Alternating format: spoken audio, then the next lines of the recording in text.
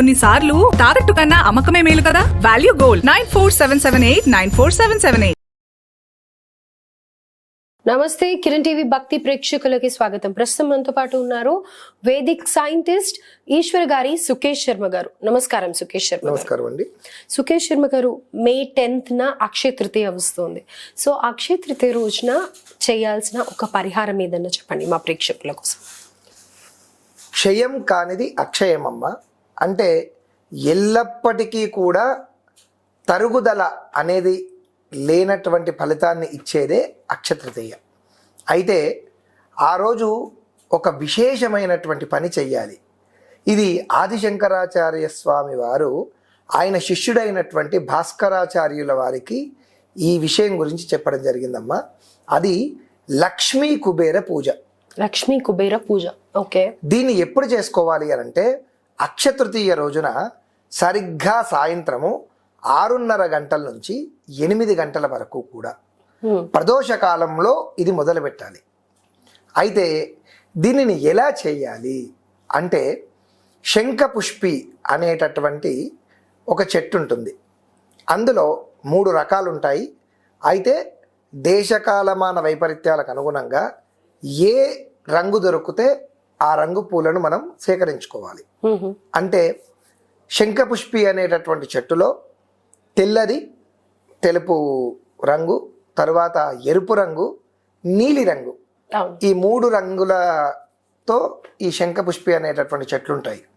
ఇందులో విశేషమైన ఫలితాలు ఇచ్చేటటువంటివి నీలి రంగు పుష్పములు. అది కుబేరుడికి చాలా ఇష్టమైనటువంటి రంగు నీలి రంగు.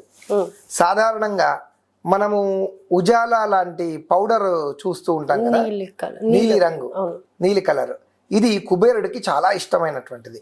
అలానే లక్ష్మీదేవికి కూడా నీలి కలువలు, నీలి రంగు కూడా ఇష్టం అన్నమాట. అందుకని ఆ రోజు శంఖపుష్పం చెట్టుని కొనుక్కొని ఇంటికి తీసుకువచ్చి ఉదయము సూర్యోదయానికన్నా ముందే, వీలైతే సూర్యోదయానికైనా ముందు, లేకపోతే ఆ రోజు ఎప్పుడు చేసినా సమయానుకూలంగా ముందు ఆ చెట్టుని తీసుకొని వచ్చి ముగ్గు వేసి ఆ చెట్టును పూజించాలి. పూజించిన తర్వాత ఆ శంఖపుష్ప పూలను మనకు మార్కెట్లో దొరుకుతాయి. లేదా ఆ చెట్టుకు ఒకవేళ 1-2 పూలు ఉంటే ఆ పూలను ముందే సేకరించుకొని ఆ పుష్పములతో సాయంత్రం పూట లక్ష్మీ కుబేర అష్టోత్తరనామాలతోని ఈ పుష్పములతో లక్ష్మీ కుబేరులను అర్చించినట్లయితే ఆ ఇంట్లో కనక వర్షం కురుస్తుంది. ఈ రహస్యాన్ని ఆదిశంకరాచార్య స్వామి వారు తోటకాచార్యులకు చెప్పారన్నమాట. ఎందుకంటే ప్రతి అక్షయ తృతీయ రోజున స్వామివారు వాళ్ళ ఇంట్లో శ్రీచక్రోపాసన చేసేటప్పుడంట ఈ శంఖ పుష్పముల యొక్క పూలతోనే శ్రీచక్రాన్ని ఆరాధించేవాళ్ళు. ఆ మహిమ వల్లనే స్వామివారు కనకధారా స్తోత్రం చేసినప్పుడు ఆ మహాలక్ష్మీదేవి వాళ్ళ ఇంట్లో బంగారు ఉసిరికాయలను ఇలా పోసింది. రైట్. అయితే ఇప్పుడు శంఖపుష్పి అంటే మీరు అన్నట్టుగా 1-2 దొరుకుతాయి మనకి. దాని తర్వాత అష్టోత్తరం అవి చదవాలి అంటే 108 డెఫినెట్గా ఉండాల్సిందే కదా. ఈ 2 కాకుండా ఇంకా వేరే మల్లెపూలు కానీ ఈ సీజన్లో దొరికేవి ఏవైనా పూలు పెట్టచ్చు అంటారా?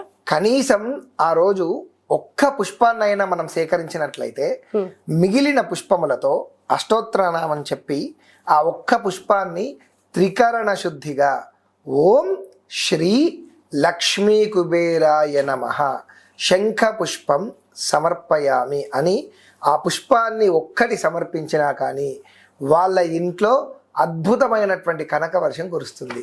వాళ్ళు అనుకున్నవన్నీ కూడా నెరవేరుతాయి. అయితే దీంతో పాటు ఇంకొక పని చెయ్యాలి. అది చెరుకు పాయసం. చెరుకు రసంతో వండినటువంటి పాయసాన్ని ఆ లక్ష్మీ కుబేరులకు నైవేద్యం పెట్టడం వల్ల ఆర్థికపరమైనటువంటి ఇబ్బందులన్నీ తొలగిపోవడమే కాకుండా ఆ రోజు వాళ్ళు ఏదైతే అనుకున్నారో అది తక్షణం సిద్ధిస్తుంది. రైట్. అయితే మీరు గతంలో కూడా చెరుకుతో ఎందుకు పెట్టాలి అనేవి వివరంగా చెప్పారు.